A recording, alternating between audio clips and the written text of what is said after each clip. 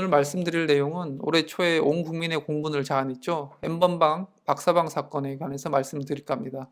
N번방 박사방 사건의 핵심 내용은 결국에는 일명 아청법, 아동 청소년의 성보호에 관한 법률 위반 사건입니다. 줄여서 아청법이라고 부르는데요. 아청법상 음란물 소지, 제작 등이 문제가 되는 것입니다. 주범이라고 할 수 있는 조주빈 등은 결국 아청법상 음란물을 제작한 혐의를 받고 있는 것이고요. 그 N번방이나 박사방에 들어가서 아동 청소년물이 나오는 음란물을 시청한 사람들도 지금 수사 대상에 올라가 있습니다.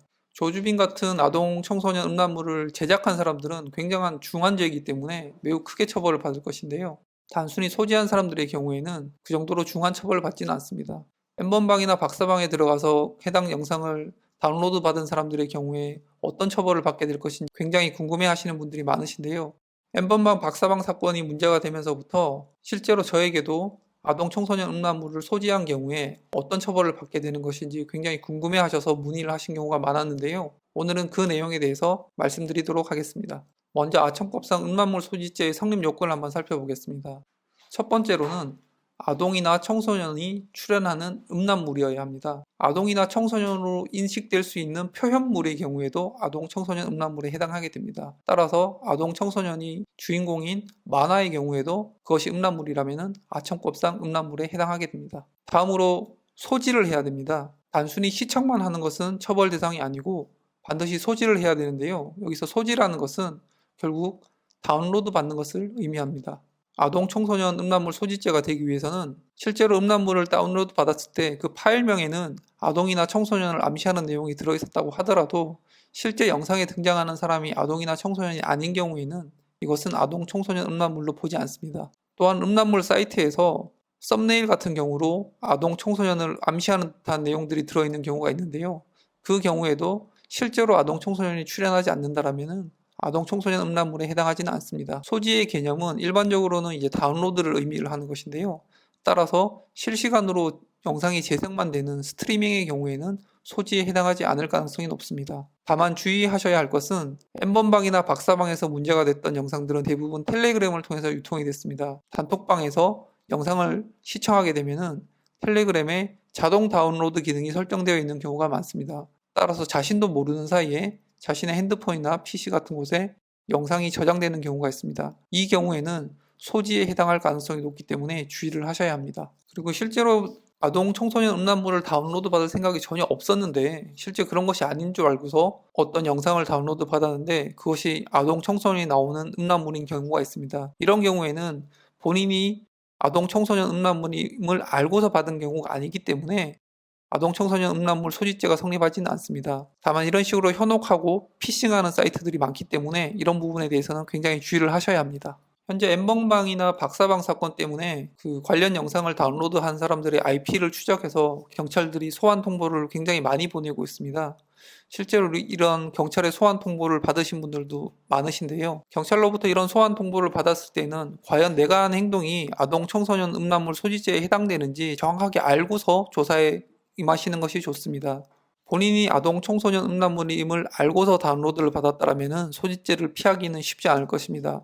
하지만 아동 청소년 음란물임을 모르고 다운받았다가 그것이 아동 청소년 음란물임을 알고서는 즉시 삭제를 했다라면 소지죄가 해당하지 않을 가능성이 매우 높습니다. N번방이나 박사방의 경우에 실제로 본인이 그런 방에 들어가서 일정한 대가를 지급하고 파일을 다운로드 받았다라면 음란물 소지죄가 성립할 가능성이 높지만 N번방이나 박사방이 아니라 일반 음란물 사이트에서 다운로드 받은 영상이 우연히 아동이나 청소년이 나오는 음란물이었다라면 그 경우에는 아동 청소년 음란물을 소지하겠다라는 고의가 없었다라고 볼 수 있습니다. 따라서 단순히 일반 음란물 사이트에서 다운로드를 받았는데 경찰로부터 출석 요구를 받으셨다면 반드시 전문 변호사와 상의를 하고 조사를 받으시는 것이 좋겠습니다.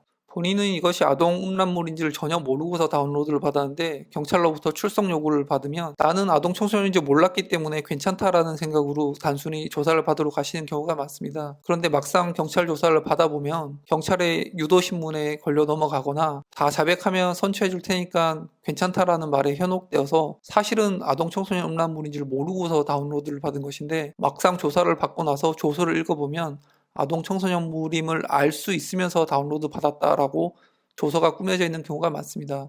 이런 경우에는 사실과 다르게 억울한 처벌을 받을 수 있기 때문에 굉장히 주의를 하셔야 됩니다. 본인이 아동 청소년 음란물임을 전혀 모르고 다운로드를 받았다라면은 그 부분을 입증할 자료들이 있어야 하는데요. 가장 좋은 자료는 그 파일을 다운로드 받자마자 거의 바로 삭제했다라는 것입니다. 이런 내용들은 핸드폰을 포렌식한 경우에 대부분 다 밝힐 수가 있는데요. 따라서 경찰에 소환 통보를 받고 난 후에 갑자기 자신이 쓰던 핸드폰을 없애버린다든가 새로운 핸드폰으로 교체를 하는 등의 행위는 오히려 오해를 살 수 있기 때문에 이런 행동은 하시지 않는 것이 좋고요. 오히려 본인이 떳떳하다라면은 자신의 핸드폰을 제출해서 포렌식을 받으시는 것이 훨씬 더 좋습니다. 실제로 이렇게 아동 청소년 음란물 소지 범죄를 저지른 경우에는 어떤 처벌을 받게 되는지 말씀드리겠습니다. 아청법 11조 5항에 의하면은 아동 청소년 음란물임을 알면서 소지한 경우에는 1년 이하의 징역 또는 2천만 원 이하의 벌금에 처하도록 하고 있습니다. 단순한 소지의 경우에도 징역형이 규정되어 있을 정도로 중한 범죄인데요. 그러나 초범의 경우에는 대부분 징역형보다는 벌금형이 선고되고 있습니다. 하지만 벌금형이라고 하더라도 이것은 성범죄이기 때문에 전과가 남고 여러 가지 취업 제한 등도 따라붙고 신상정보 등록 대상자가 되는 점들을 고려하신다면 최대한 기소유예라든가 무혐의를 입증해서 무죄를 받는 것이 가장 좋을 것입니다. 아청법상 음란물 소지죄의 초범인 경우에는 대부분 벌금 한 200만 원 정도가 나오는 것으로 보입니다. 하지만 초범이 아니라 이미 동일한 전과가 있는 경우에는 벌금이 굉장히 1,000만 원 이상으로 커지거나 심지어는 징역형의 집행유예가 선고되는 경우도 있습니다. 공무원들의 경우에는 집행유예 이상이 선고가 되면 공무원직을 잃게 되기 때문에 조심하셔야 합니다. 초범이라고 하더라도 소지한 아동 청소년 음란물의 양이 굉장히 많은 경우에는 높은 금액의 벌금형이 선고될 수도 있습니다. N번방 박사방 사건 수사가 확대되면서 단순히 시청만 한 사람들의 경우에도 경찰로부터 소환 통보를 받는 경우가 많습니다. 이런 경우에는 당황하지 마시고 본인이 실제로 음란물을 다운로드 받은 경우가 없다라면 사실대로 소명을 하면 될 것이고요. 만약에 다운로드 받은 사실이 있다고 한다면 무작정 변명하거나 모른다고 하기보다는 사실은 사실대로 밝히면서 처벌을 최소화할 수 있는 방향으로 접근을 하셔야겠습니다. 만약에 단순한 시청을 넘어서 많은 양의 음란물을 소지를 했거나 제작에 관여를 했거나 N번방 박사방에 돈을 보내거나 비트코인 등을 보내는 등의 방법으로 음란물을 소지한 경우에는 중형이 선고될 가능성이 매우 높기 때문에 반드시 전문 변호사와 상의를 하셔서 경찰 수사에 대응하시기 바랍니다. 오늘 영상을 보시고 궁금한 점이 있으시면 아래에 댓글로 남겨주시면 답변 드리도록 하겠습니다. 오늘 영상이 도움이 되셨다면 좋아요와 구독하기 눌러주시면 감사하겠습니다.